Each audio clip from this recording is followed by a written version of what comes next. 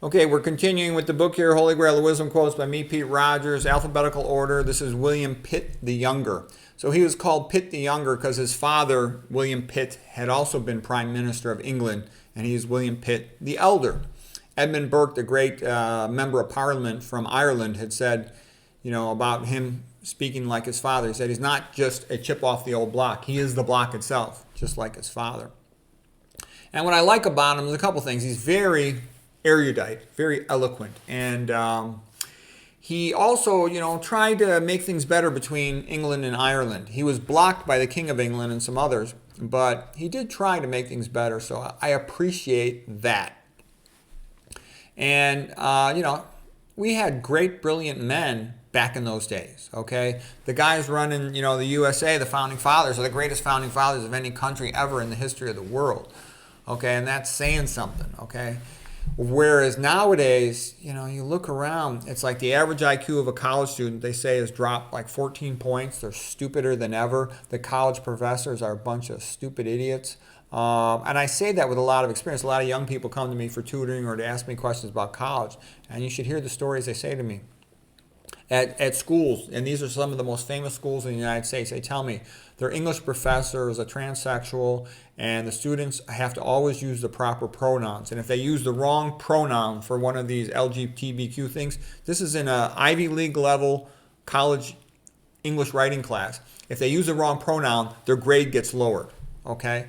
It's insane. What has that got to do with English literature? English literature is based on the ancient Greeks, the ancient Romans, and the Bible, okay? And then the story of whatever the individuals in the actual story are. It's not based on pronouns. It's insane. Okay, so everybody's scared to talk because they're afraid they're not going to use the right pronoun. So the class discussions are like silence. She said it was the most awful class she ever took in her life. All right, so now here's William Pitt, and he looks very much like Thomas Jefferson, All right. Let's get to some of his quotes. And you'll notice the sophisticated rhetoric in his language. And that's because these guys read a lot more than modern people. They were reading these triple-decker novels 1,000 pages long. They'd also had been homeschooled, most of these guys. So, they knew Latin. They knew Greek. They knew the ancient Romans, the Renaissance. They knew the Bible backwards and forwards. They were highly literate and articulate. He says, "You may take from me, sir, the privileges and emoluments of place, but you cannot and you shall not take from me those habitual and warm regards for the prosperity of Great Britain, which constitute the honor, the happiness, the pride of my life, and which I trust death alone may extinguish." Okay, so that's pretty sophisticated rhetoric. You see a lot of parallelism in there. Okay. "Unlimited power is apt to corrupt the minds of those who possess it. And this I know, my lords, that where the law ends, tyranny begins. Was not necessity the plea of every illegal exertion of power or exercise of oppression? Necessity is the plea for every infringement of human freedom. It is the argument of tyrants. It is the creed of slaves." So you see the parallelism there. It's top-notch rhetoric, sophisticated writing, sophisticated oratory. Okay. And he also had sympathy for the American, founding, the USA in 1776. Look at the things he says, sort of in defense of the founding of the United States. He says, "If I were an American, as I am an Englishman, while a foreign troop was landed in my country, I would never lay down my arms. Never, never, never." Okay, repetition, classic rhetoric. "A man's home is his castle. The poorest man may in his cottage bid defiance to all the forces of the crown.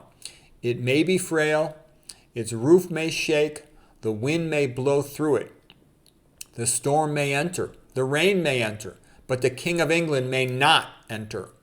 All his force dares not cross the threshold of this ruined tenement."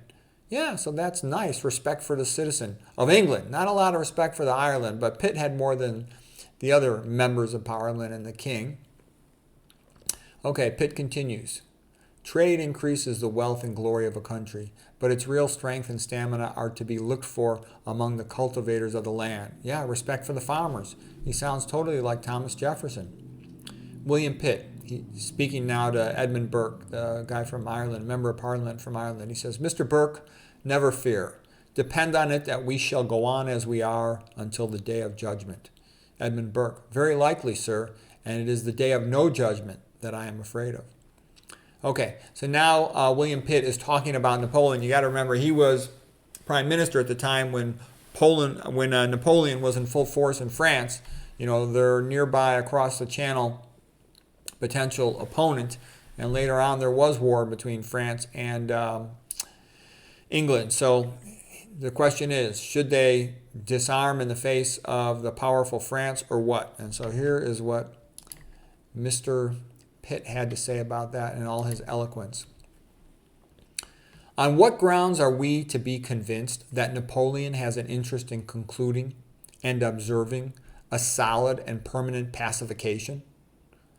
Under all the circumstances of his personal character and his newly acquired power, what other security has he for retaining that power but the sword?